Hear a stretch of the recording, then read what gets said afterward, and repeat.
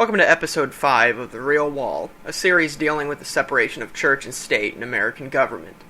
If you have not seen the previous installments, I recommend that you pause this video and return to it after catching up. In the debate over religion and politics, many people have argued that the First Amendment was not originally intended to apply to the states, but only to the federal government. The so-called constitutionalist Ron Paul makes this claim. It's important to recognize that the First Amendment applies only to Congress. Remember, the first sentence starts with, "Congress shall make no law." This means that matters of religious freedom and expression should be decided by the states, with disputes settled in state courts. The First Amendment acts as a simple check on federal power, ensuring that the federal government has no jurisdiction or authority whatsoever over religious issues. In the rest of his essay, Paul then goes on to reject separation of church and state as a myth and name Fisher Ames and Elbridge Gerry as the authors of the First Amendment. The latter statement is quite puzzling, as we know that James Madison authored the Bill of Rights and was inspired by Jefferson's Declaration. I scoured the web for info on Ames and Gerry, but found that only anti-separation sites argue that they authored the First Amendment, and not a single one of them cites their sources. According to Ron Paul and others, the First Amendment merely bars the federal government from prohibiting the Pledge of Allegiance, school prayer, or any other religious expression. There are two main issues we must concern ourselves with here. First, did the founders actually intend for the Bill of Rights to only apply to the federal government and not the states? Secondly, is the argument for original intent a legitimate one in this case? As I mentioned in part 2 of this series, Thomas Jefferson and James Madison, who were the real two men most instrumental in writing our founding documents, Jefferson and Madison both expressed disdain for any religious favoritism on the part of any state. Madison wrote the Memorial and Remonstrance against religious assessments to oppose a bill which would have authorized tax support for Christian ministers in the state of Virginia. Jefferson's famous letter to the Danbury Baptists was a state-related issue too. In Connecticut, the Danbury Baptists were a minority group, and they wrote to Jefferson expressing concerns that religious majorities in their state would gain power and receive undue favor at the cost of equal religious freedom for those of other less popular faiths. We all know how President Jefferson replied, assuring his respondents that the First Amendment erected a wall of separation between church and state. Jefferson also wrote the Virginia Statute for Religious Freedom, separating church and religion from his home state of Virginia. In a letter to Robert Walsh, Madison, who is known as the father of the Bill of Rights, stated, "It was the universal opinion of the century preceding the last that civil government could not stand without the prop of a religious establishment, and that the Christian religion itself would perish if not supported by a legal provision for its clergy. The experience of Virginia conspicuously corroborates the disproof of both opinions. The civil government, though bereft of everything like an associated hierarchy, possesses the requisite stability and performs its functions with complete success, whilst the number, the industry, and the morality of the priesthood and the devotion of the people have been manifestly increased by the total separation of the church from the state." These authors of the Declaration, Constitution, and the Bill of Rights were not simply in favor of separating church from the federal government.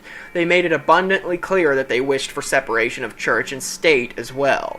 Many opponents of separation like to talk about how many states had official state churches and publicly endorsed religions before the passage of the 14th Amendment, but what does this really even demonstrate?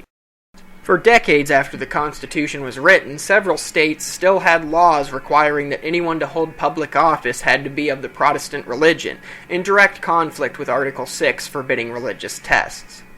If Ron Paul is seriously suggesting that the 14th Amendment was a bad idea, and states should have the right to decide on what civil liberties we get to retain from the Bill of Rights, then your freedoms are in jeopardy, not from the government alone, but also from people like Ron Paul.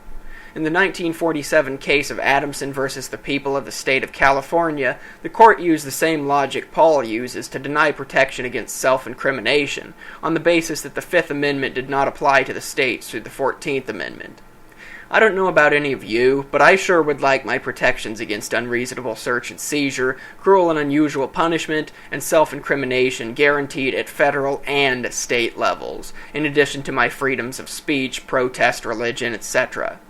The First Amendment most certainly does apply to states, because of the 14th Amendment. No anti-separation activist can deny this.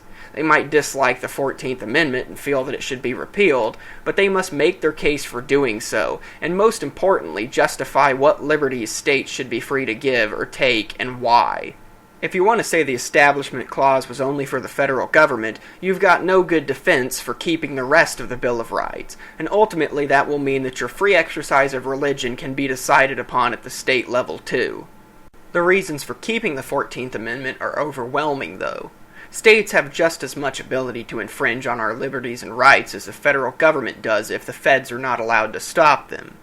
Basic freedoms are too valuable to leave to the decision of local governments, and those certain unalienable rights which the Declaration tells us we have are not truly unalienable if they may be stripped away by state courts.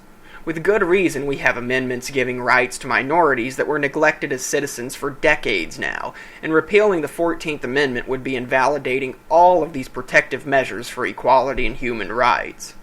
So why does it matter to prohibit local governments from setting up monuments of the Ten Commandments or posting the Lord's Prayer on a plaque in front of their office?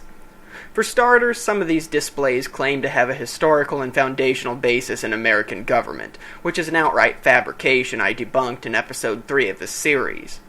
Another reason for banning these displays and any state advocation of religion can be seen in the controversy that ignited last December over an atheist plaque that was placed next to a nativity scene at the Washington state capitol.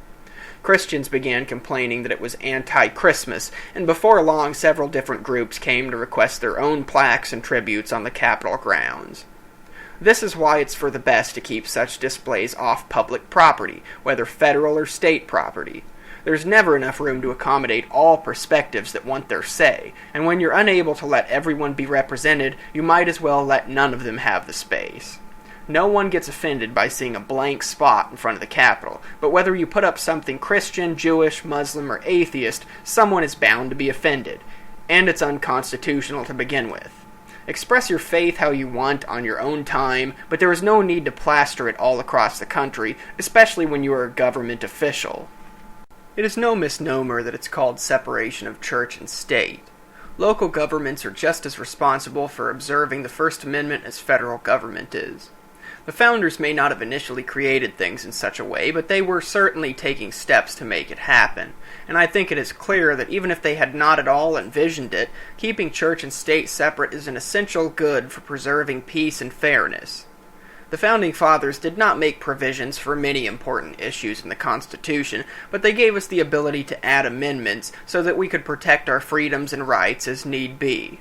They knew that cultures and societies change with time, and governments and constitutions must be able to adapt with those changes.